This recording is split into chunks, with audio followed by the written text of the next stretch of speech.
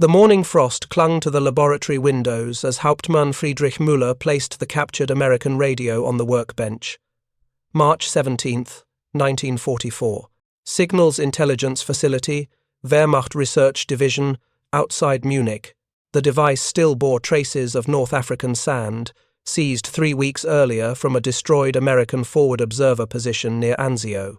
Around Müller stood 4 of Germany's most experienced radio engineers, men who had designed the Wehrmacht's entire tactical communications network. They were about to discover something that would shake their understanding of modern warfare. The SCR-300 sat before them, battered but intact. Its olive-drab paint was scratched, the canvas carrying strap torn, but the metal housing showed no structural damage. Müller's orders were explicit. Test this device. Determine its maximum effective range. Report findings directly to Oberkommando der Wehrmacht within 48 hours. German field commanders were demanding answers. American artillery coordination had become impossibly precise. Their infantry moved with uncanny synchronization.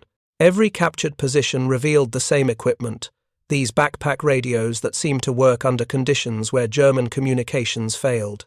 Before we jump back in, tell us where you're tuning in from, and if this story touches you, make sure you're subscribed because tomorrow I've saved something extra special for you.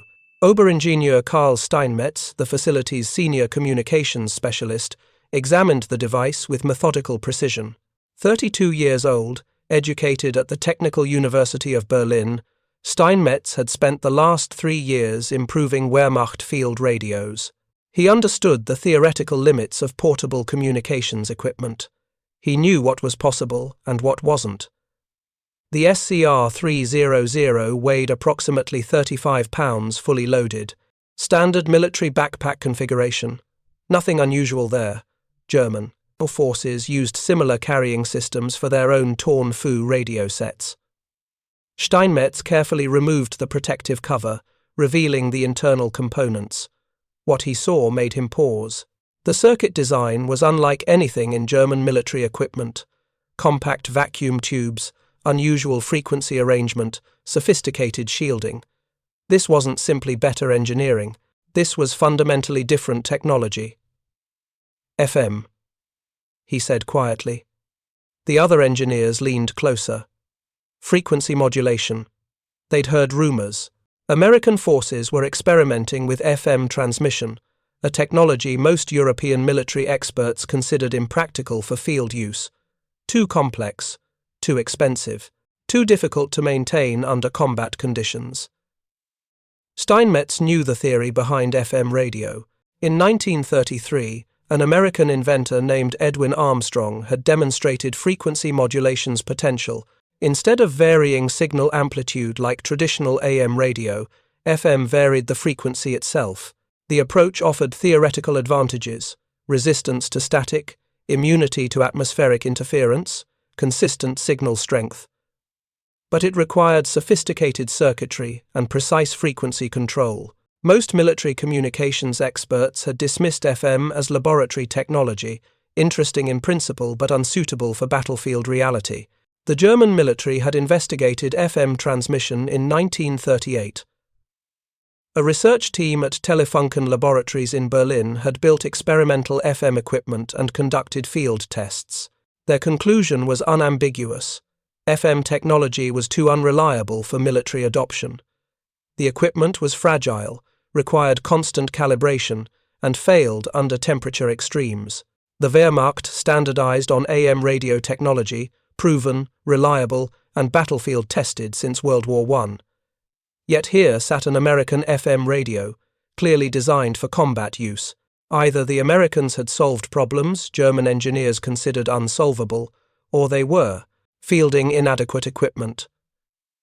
Müller intended to find out which. The testing protocol was straightforward: install fresh batteries, extend the antenna, establish a receiving station at measured intervals, and transmit test signals at increasing distances. Document maximum effective range under optimal conditions. Simple, scientific. The results would settle the question definitively. They began preparation at 0900 hours. The SCR-300 used standard military batteries, easily replaced. The antenna was a flexible steel whip, approximately 4 feet when fully extended. Nothing exotic, nothing that explained the device's reported performance. Steinmetz examined the frequency settings. The radio operated in the 40 to 48 MHz band, frequencies Germany rarely used for tactical communications. Interesting, but not inherently superior.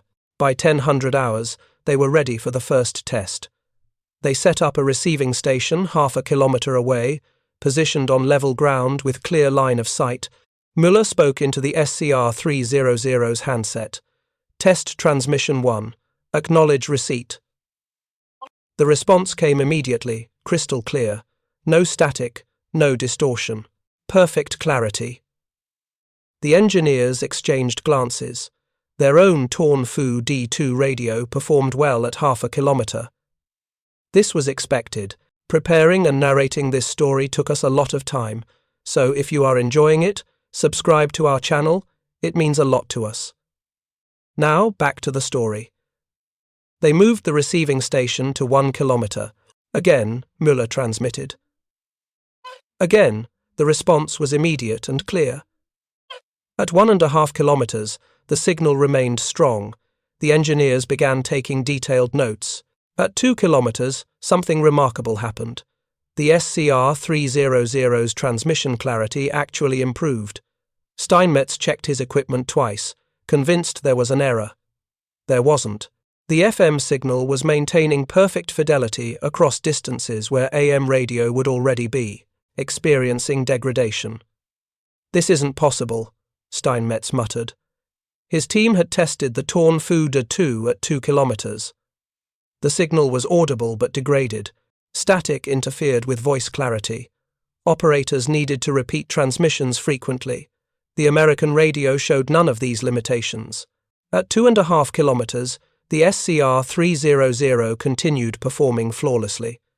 At 3 kilometers, the moment of truth arrived. Müller transmitted the test message. The response came back with the same perfect clarity as at half a kilometer. 3 kilometers, nearly 2 miles. From a backpack radio, Steinmetz felt something he hadn't experienced in years: professional embarrassment. He was one of Germany's leading radio engineers. He had designed communications equipment for armored divisions, mountain troops, and submarine forces. He had personally assured Wehrmacht commanders that 3-kilometer range from portable equipment was impossible without vehicle-mounted power supplies. He had been wrong. They continued testing. At 3.5 kilometers, the signal remained clear. At 4 kilometers, it began to fade slightly but remained intelligible. At 4.5 kilometers, it weakened noticeably but could still transmit coordinates and brief messages. The SCR-300's effective tactical range was approximately 4 kilometers under optimal conditions. 3 kilometers with guaranteed clarity. The German torn Fu D2, their primary infantry radio, had an official maximum range of 2 kilometers. In practice, field units rarely achieved more than 1.5 kilometers, often less in adverse terrain. The American radio had double the effective range. Müller ordered the team to prepare the second phase of testing. They would evaluate performance under realistic combat conditions, through forests, across rough terrain, in adverse weather. If the SCR-300 could maintain superior performance under field conditions, the implications were profound. The next morning, March 18th, they moved operations to a forested training area 30 kilometers outside Munich. Rolling hills, dense pine coverage, conditions similar to the Italian mountains where American forces were currently advancing. They positioned the receiving station 3 kilometers away through heavy forest. Müller expected significant signal degradation. FM or not, radio waves didn't penetrate solid obstacles better than AM signals. Basic physics hadn't changed. He transmitted the test message. The response was immediate and clear, 3 kilometers through dense forest. The signal was slightly weaker than in open terrain, but perfectly intelligible. No meaningful degradation. Steinmetz rechecked his calculations. This contradicted everything he understood about radio propagation. The team spent 6 hours conducting exhaustive tests: uphill transmission, downhill transmission, across valleys, through varying forest density. The SCR-300 consistently maintained effective communication at 3 kilometers, regardless of terrain. Their own torn Fu-Da-2, tested under identical conditions, struggled beyond 1 kilometer. Voice transmission became garbled. Operators had to speak slowly, repeat words, confirm every transmission. The American radio simply worked. By evening, Müller had his answer. The answer he didn't want to give to his superiors. They returned to the laboratory. On March 19th, Müller drafted his report, choosing words carefully. The captured American SCR-300 demonstrates tactical communications capability significantly exceeding Wehrmacht portable radio equipment. Confirmed maximum effective range 3 to 4 kilometers under field conditions. Performance maintained through forest, rough terrain, and adverse weather. Technology basis appears to be frequency modulation, previously assessed as impractical for military use. He added a final paragraph, the one that hurt to write.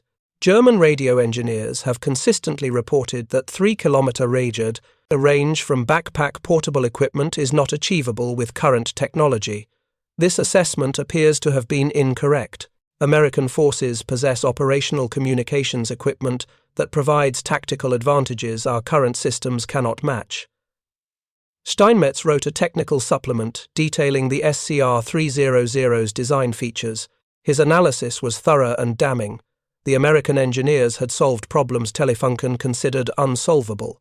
Sophisticated frequency stabilization circuits prevented signal drift. Advanced shielding eliminated interference from vehicle engines and other electrical sources.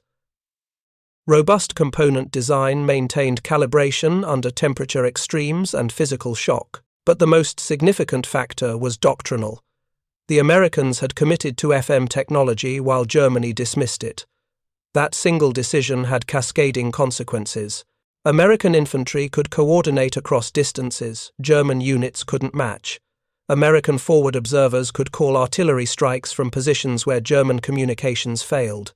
American armored columns could maintain contact through terrain that isolated Wehrmacht tank battalions, 3 kilometers. The difference between tactical coordination and operational chaos. The report reached Oberkommando der Wehrmacht on March 21, 1944. Senior staff officers read it with growing alarm. If accurate, this meant American forces possessed a communications advantage Germany couldn't quickly counter. Wehrmacht research divisions had spent 3 years optimizing AM radio technology.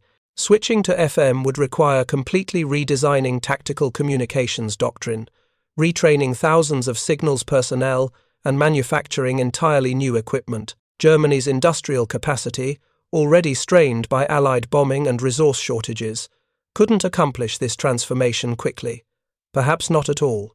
General der Nachrichtentruppe Albert Braun, chief of Wehrmacht signals, convened an emergency technical review on March 24.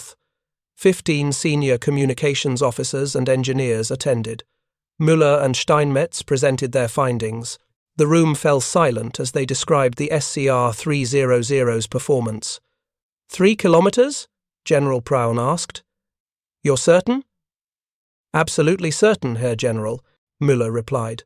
We conducted over 40 separate transmission tests under varying conditions. The American radio consistently achieved 3-kilometer range with perfect clarity. Our torn Fu equipment averaged 1.2 kilometers under the same conditions. An uncomfortable pause followed. Oberst Heinrich Wagner, who had supervised German military radio development since 1939, spoke carefully. This confirms reports from field commanders. American artillery response time has decreased dramatically since Anzio. Forward observer teams are calling fire missions from positions where we assumed radio contact was impossible. We attributed this to improved training or tactical doctrine. It appears to be technological advantage. General Braun asked the critical question. Can we replicate this device? Steinmetz answered honestly. Technically, yes. We understand the principles. FM technology isn't secret, but practical implementation would require 18 to 24 months of development, testing, and production. We would need to design new circuits, source specialized components, establish manufacturing procedures, and field test extensively. That's under optimal conditions. Current resource constraints would extend this timeline significantly. How long until we could field a German equivalent? 30 months minimum, possibly longer. General Braun absorbed this information silently. 30 months. The war might be over by then. Certainly, the strategic situation would have changed dramatically. The Americans had a 2-year head start, possibly 3. They were mass-producing equipment. Germany was only now beginning to understand. The technological gap wasn't merely technical. It was operational, industrial, and ultimately strategic. The meeting concluded with orders to prioritize FM radio development, but everyone present understood the reality. Germany had lost this particular arms race before realizing it was happening. The Americans had gambled on experimental technology, while German engineers played it safe with proven systems. The gamble had paid off spectacularly. Word of the report spread through Wehrmacht communications channels. Field officers who had experienced American artillery coordination suddenly understood why they couldn't match it. Signals personnel who had blamed themselves for communication failures realized the equipment was fundamentally inadequate. Tank commanders who had lost contact with infantry during combined operations recognized they were fighting with inferior tools. In May 1944, a Panzer Division commander in Italy submitted an after-action report following a failed counterattack. The document, preserved in Wehrmacht archives, includes a telling passage. Our communications failed at critical moments. American forces maintained perfect coordination throughout the engagement. Captured American prisoners confirmed their forward observers were using FM backpack radios with 3-mile range. Our troops have no equivalent equipment.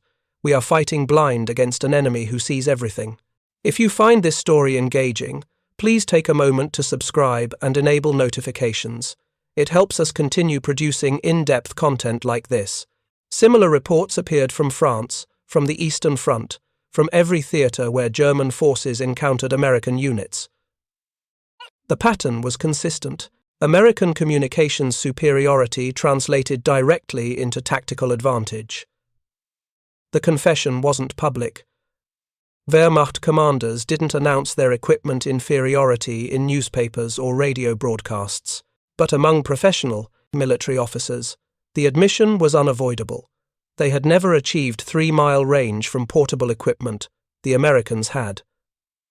That simple fact changed the nature of modern warfare.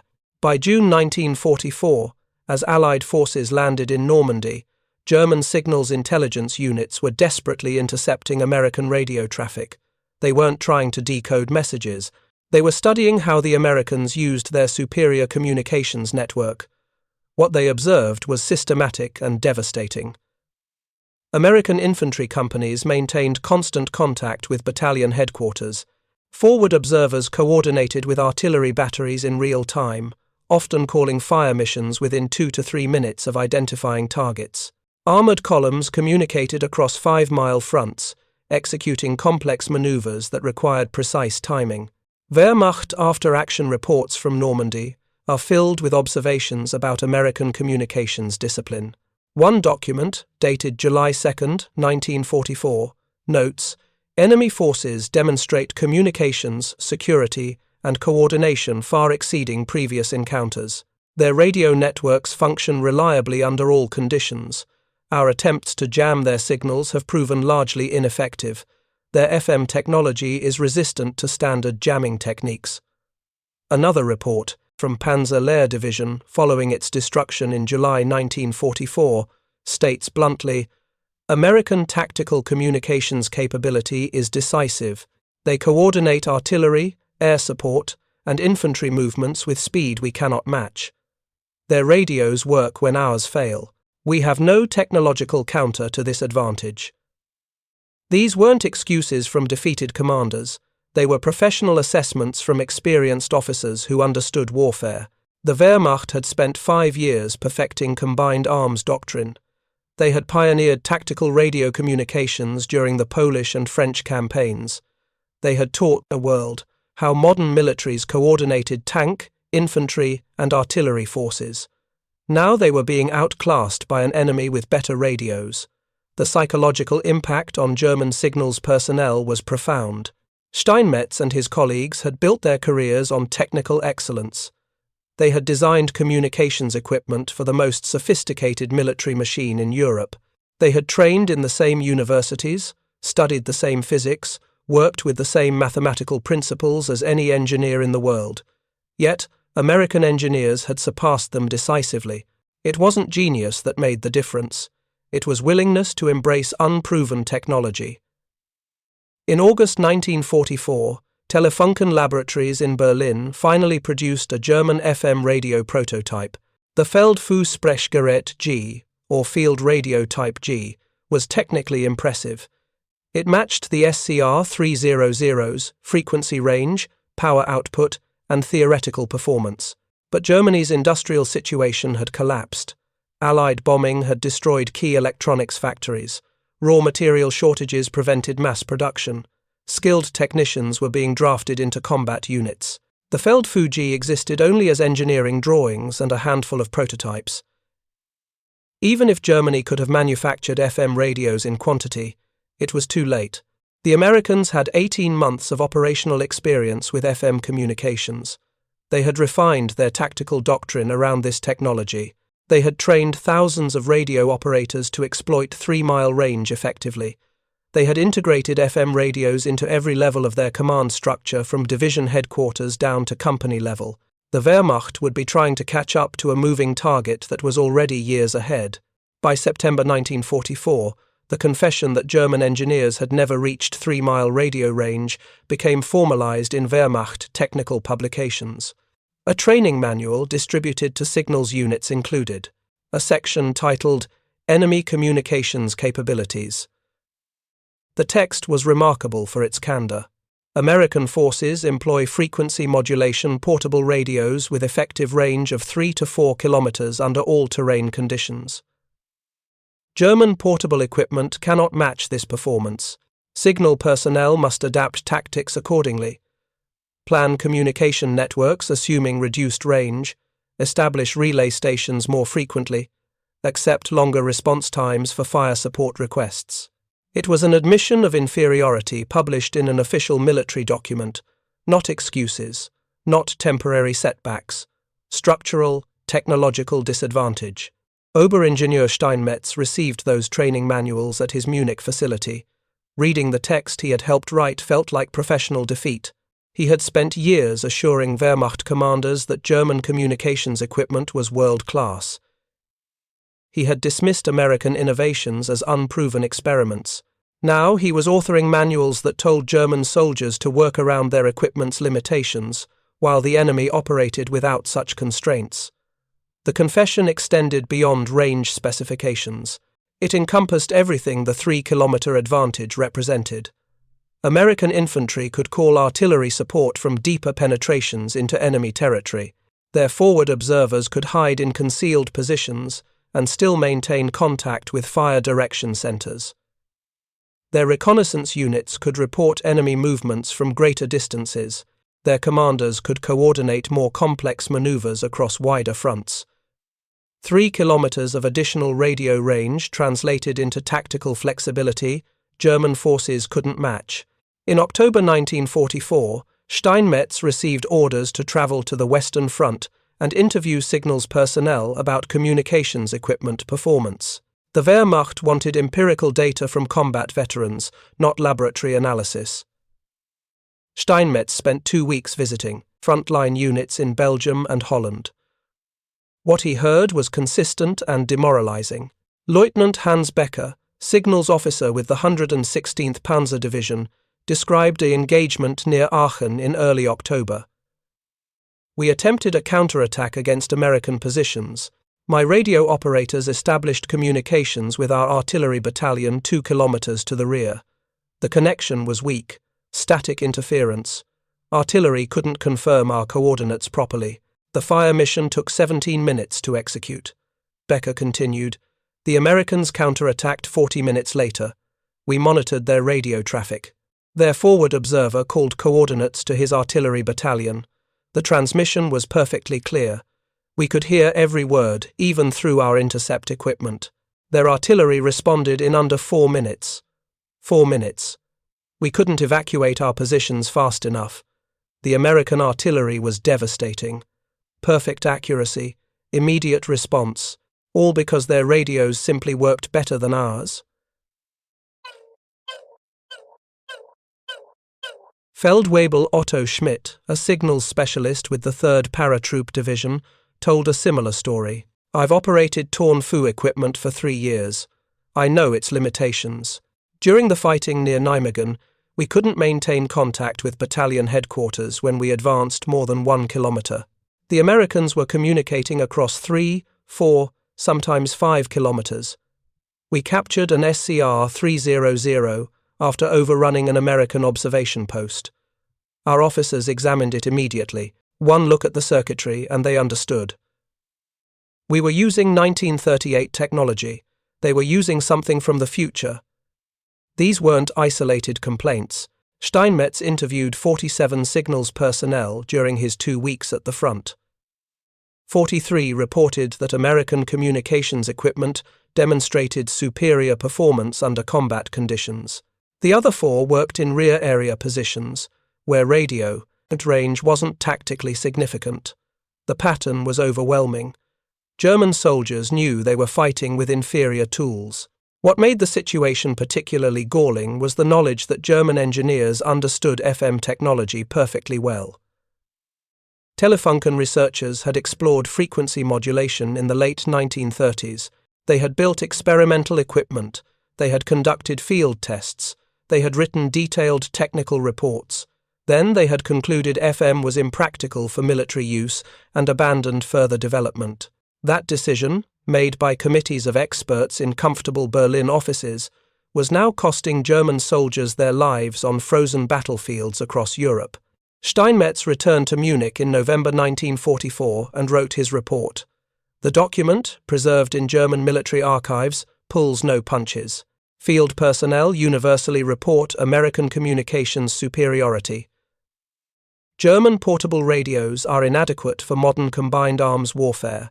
The tactical disadvantage stems from technological decisions made in 1938 and 1939, when Wehrmacht communications policy rejected frequency modulation technology. American forces possess 18 to 24 months of operational advantage. Germany cannot close this gap with current industrial capacity. He added a personal observation that captured the frustration of professional engineers watching their nation lose a war partly because of technical conservatism. We possessed the knowledge to develop equivalent equipment. We chose not to pursue it. American engineers had the courage to gamble on unproven technology. We preferred the safety of established methods. They are now reaping the benefits of their boldness while we suffer the consequences of our caution. General Braun read Steinmetz's report in his Berlin headquarters as Soviet artillery was beginning to range the city. The strategic situation had deteriorated beyond recovery. Germany was fighting on multiple fronts with collapsing logistics, depleted forces, and increasingly desperate tactics. Superior radio communications wouldn't change the war's outcome at this point, but Braun understood that the radio story illustrated something larger. Germany had entered the war with superior military technology in many areas. German tanks, aircraft, and artillery had outclassed most Allied equipment in 1939 and 1940. That superiority had eroded steadily as the Allies industrialized their military production and innovated more aggressively. The SCR-300 was merely one example of how the technological balance had shifted decisively against Germany. In December 1944, a curious incident occurred during the Battle of the Bulge, Germany's final major offensive in the West. American forces, caught by surprise, fell back in disorder. German troops captured substantial quantities of American equipment, including numerous SCR-300 radios. Wehrmacht signals units immediately put these captured radios into service. German officers communicated using American equipment because it worked better than their own. Several after-action reports mention this explicitly. One document from the 2nd Panzer Division notes, captured American FM radios proved invaluable during the advance phase. Communication with forward elements remained clear and reliable, even through heavy forest and adverse weather. These radios performed significantly better than standard Wehrmacht equipment. The irony was inescapable. German forces were using captured American radios to coordinate attacks against the Americans who had designed those radios. It was technological parasitism, borrowing enemy innovation because German engineering had failed to deliver equivalent capability. When the Bulge offensive collapsed in January 1945, those captured SCR-300 units became treasured equipment. German signals personnel hoarded them, knowing they might not get replacements. Some units stripped batteries from destroyed vehicles just to keep the American radios operational. The ultimate confession wasn't written in reports or manuals. It was demonstrated by German soldiers preferring enemy equipment over their own. By February 1945, as Soviet forces closed on Berlin and American armies approached the Rhine, the technical discussion became academic. Germany was weeks away from total collapse, but Steinmetz continued his work at the Munich facility because it was all he knew how to do.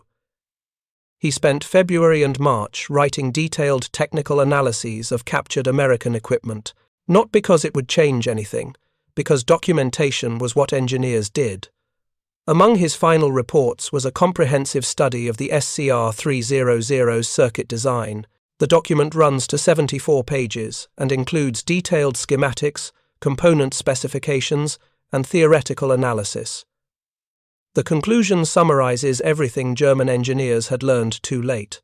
The American SCR-300 represents not merely incremental improvement, but fundamental innovation in tactical communications.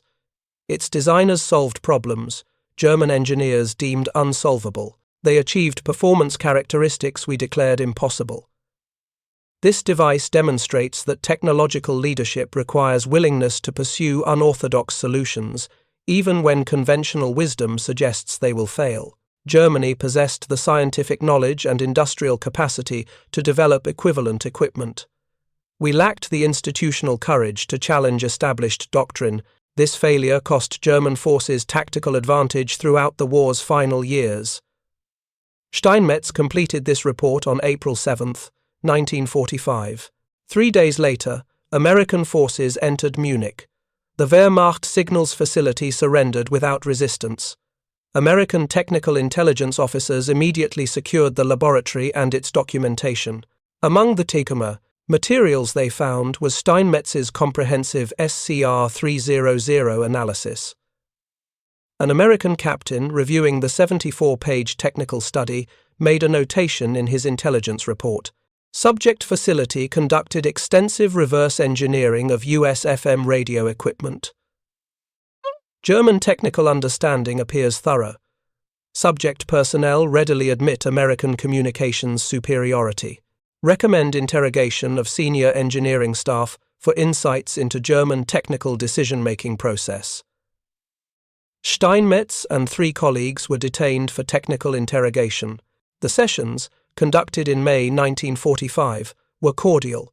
The Americans wanted information about German radio development, not war crimes confessions. Steinmetz answered their questions candidly. He described the March 1944 testing of the captured SCR-300. He explained German FM research in the late 1930s. He detailed why Wehrmacht communications staff had rejected frequency modulation technology. The American interrogators took extensive notes. They were particularly interested in German technical assessments of American equipment. Steinmetz provided those assessments with engineer's precision. Your SCR-300 achieved 3 to 4 kilometer range under field conditions. Our torn Fu equipment managed 1 to 1.5 kilometers. Your radio was twice as effective. We tested it exhaustively. The performance advantage was undeniable. The interrogating officer, a major from the Signal Corps, asked why Germany hadn't developed equivalent equipment earlier. Steinmetz gave an answer that would be repeated in countless post-war technical histories. We knew about FM technology, we understood its theoretical advantages, but our institutional culture preferred proven solutions over experimental innovations. We conducted limited FM research, encountered initial difficulties, and concluded it wasn't worth pursuing. That decision was made in peacetime by committees, prioritizing cost and manufacturing simplicity. By the time we realized our mistake, you had an insurmountable lead. The Major's next question cut to the heart of the matter. Did German field commanders understand they had inferior communications equipment? Steinmetz nodded. By late 1944, absolutely. We published training manuals, acknowledging American communications superiority. We instructed signals personnel to compensate for our equipment's limitations. The confession was institutional, not just individual engineers admitting failure, but Wehrmacht doctrine formally recognizing technological disadvantage. These interrogations became part of post-war U.S. military technical intelligence databases. The Signal Corps used German admissions about American communications superiority in training materials and doctrinal publications. A 1946 U.S. Army study titled German Assessment of Allied Technical Capabilities devoted an entire chapter to radio communications. The report quoted extensively from Steinmetz's interrogation and from captured Wehrmacht documents. One passage summarized the essential finding. German signals personnel universally acknowledged American FM radio superiority. They confirmed their portable equipment never achieved the 3-mile range standard in U.S. infantry radios. This communications disadvantage contributed significantly to German tactical difficulties in the war's final 18 months. The confession's significance extended beyond World War II. It became a case study in military innovation and institutional conservatism. How does a technologically advanced military fall behind in a critical capability? The German experience with FM radio provided the answer. Institutional preference for proven technology over experimental innovation. Reluctance to challenge established doctrine. Risk-averse decision-making during peacetime that proved catastrophic during war. The United States Army used the German radio. Story in post-war professional development courses. Officers studied how Wehrmacht communications staff had rejected FM technology in the late 1930s, only to spend the war years desperately trying to catch up. The lesson was clear. Technological leadership requires accepting risk and embracing innovation even when immediate benefits aren't obvious. Steinmetz himself became a minor figure in post-war telecommunications history. In 1946, he joined Siemens, one of Germany's surviving electronics companies. He spent the next 20 years developing civilian radio and telecommunications equipment. He never worked on military projects again. In a 1962 interview with a German technical journal, Steinmetz reflected on his wartime experience. Testing that American radio in March 1944 was the most professionally humbling moment of my career. I had spent years assuring Wehrmacht commanders that certain performance thresholds were impossible. Then I held proof that those thresholds had been exceeded, not through secret physics or miraculous engineering, but through bold willingness to pursue technology we had dismissed as impractical. The interviewer asked if Steinmetz thought different technical decisions in the 1930s could have changed the war's outcome. His answer was measured. One radio technology wouldn't have won the war for Germany, but communications superiority gave American forces tangible tactical advantages: better coordination, faster response times, more effective combined arms operations. Those advantages accumulated across thousands of engagements. Could Germany have achieved similar capabilities? Absolutely. We had the knowledge and industrial capacity before the war. We lacked the institutional courage to pursue it. That failure cost lives and contributed to our defeat. By the 1960s, the SCR-300 story had become legend in military communications circles. The U.S. Army signal, Corps Museum at Fort Gordon, Georgia, displayed an SCR-300 with a placard describing its revolutionary impact on tactical communications. The museum included a photograph of German engineers examining a captured American radio, a visual representation of technological surprise.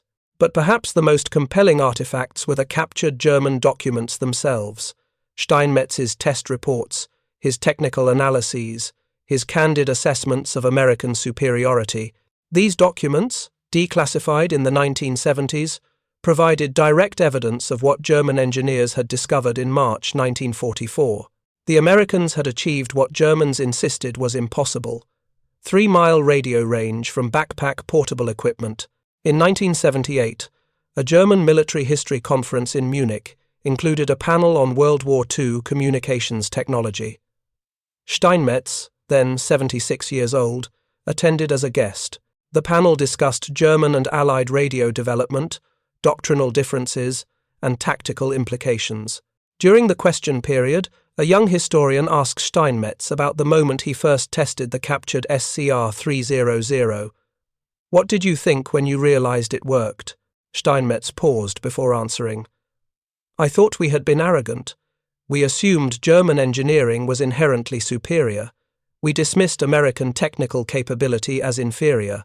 When that radio transmitted clearly across 3 kilometers, I understood we had been wrong about many things. Not just radio technology, American industrial capacity, innovation speed, willingness to take risks. We underestimated all of it. That radio was evidence we were fighting an enemy more capable than we had imagined." That answer captured something essential about the SCR-300's significance. It wasn't just a better radio, it was symbol of American industrial and innovative capacity. German engineers, examining the device in March 1944, were really discovering that the war's technological balance had shifted decisively. The nation that produced the SCR-300 could produce similar innovations across every domain of warfare: better tanks, better aircraft, better artillery, better logistics. Germany was being out-innovated and out-produced simultaneously. The radio was merely the most visible example of a larger pattern. Steinmetz died in 1983. His obituary in German technical journals mentioned his wartime work briefly, noting he had conducted communications equipment analysis for the Wehrmacht. It didn't mention the SCR-300 specifically, or the confession that German engineers had never matched American radio range. Those details remained buried in military archives, known primarily to historians and communications specialists. But the story persisted in Signal Corps oral tradition. The German engineers who tested the American radio and admitted they had never achieved 3-mile range. The confession that changed how military organizations thought about technological innovation, the acknowledgement that sometimes the impossible is just waiting for someone brave enough to attempt it. Today, the SCR-300 story appears in military professional development courses, engineering history texts, and innovation case studies. It illustrates how institutional conservatism can create strategic vulnerability, how peacetime decisions about technology development have wartime consequences, how the willingness to embrace unproven innovation can provide decisive tactical advantage. The German confession, those formal admissions in Wehrmacht training manuals and post-war interrogations that they had never reached 3-mile range, serves as historical evidence. Evidence that technological leadership isn't about having the best scientists or the most advanced laboratories. It's about institutional courage to pursue innovations, even when experts insist they won't work. The frequency modulation radio technology that German engineers dismissed in the late 1930s became the foundation for modern tactical communications. Every military radio developed since World War II has used FM or its digital descendants. The 40 to 48 MHz frequency band that the SCR-300 pioneered remains allocated to public safety and military communications worldwide. Police departments, fire services, emergency medical teams, and military forces all use frequencies that German engineers once considered impractical for field use. The technology they rejected became the global standard. In 2003, the Bundeswehr, Germany's modern military, opened a new communications training center in Munich. The facility included a small museum displaying historical signals equipment. Among the exhibits was a restored American SCR-300 radio on loan from a private collector. The placard beside it described the device's technical specifications and its impact on World War II communications. At the bottom, a single sentence acknowledged the story's painful truth. German signals personnel, testing captured SCR-300 equipment in 1944, confirmed American FM radio technology provided communications range and reliability that Wehrmacht equipment could not match. 79 words. A carefully worded institutional admission that German engineers had been surpassed. The confession, written in museum display language, carried forward into the 21st century. For the engineers who tested that captured radio in March 1944, the memory never faded. Hauptmann Müller, who oversaw the initial testing, survived the war and returned to civilian engineering. In a 1958 letter to a colleague, he reflected on that day. When we confirmed the American radio worked at 3 kilometers, I knew the war was lost. Not because of one device, but because of what it represented. If the Americans could innovate that successfully in radio technology, they were innovating everywhere. We were fighting an enemy who could outthink us, outproduce us, and out-innovate us. The radio was just the evidence I needed to see that truth. That truth, realized too late by German engineers, became one of World War II's quieter lessons. Technological advantage isn't permanent. Scientific knowledge isn't sufficient. Innovation requires institutional courage, willingness to challenge conventional wisdom, and acceptance of risk, even when experts insist something cannot work. The American engineers who developed the SCR-300 possessed that courage. The German engineers who rejected FM technology did not. The difference was 3 kilometers of radio range. The difference was tactical coordination versus operational isolation. The difference, accumulated across millions of engagements, was between victory and defeat. The confession stands in the historical record. Wehrmacht training manuals admitting American communications superiority. Post-war interrogations where German engineers candidly described their equipment's inferiority. Technical reports documenting that German portable radios never achieved the 3-mile range American infantry units considered standard. These aren't interpretations or analyses. They're admissions, formal and informal, that German military communications technology had been decisively surpassed by an enemy they had underestimated. 70 years later, the story remains relevant. Military organizations still struggle with the balance between proven technology and experimental innovation. Defense contractors still debate whether to pursue revolutionary designs or incremental improvements. Program managers still face pressure to choose safe, predictable solutions over bold, uncertain gambles. The SCR-300 story provides the answer those debates need. Sometimes the impossible is just difficult. Sometimes expert consensus is wrong. Sometimes the greatest risk is refusing to take risks. 3 kilometers. The distance German engineers confessed they have never reached. The distance American infantry took for granted. The distance that separated technological leadership from technological obsolescence. That distance, measured in radio waves and measured in courage, defined the difference between armies that adapted and armies that didn't. The German confession wasn't just about radio range. It was admission that institutional conservatism had cost them the technological edge modern warfare demanded. Up next, you've got 2 more standout stories right on your screen. If this one hits the mark, you won't want to pass these up. Just click and check them out.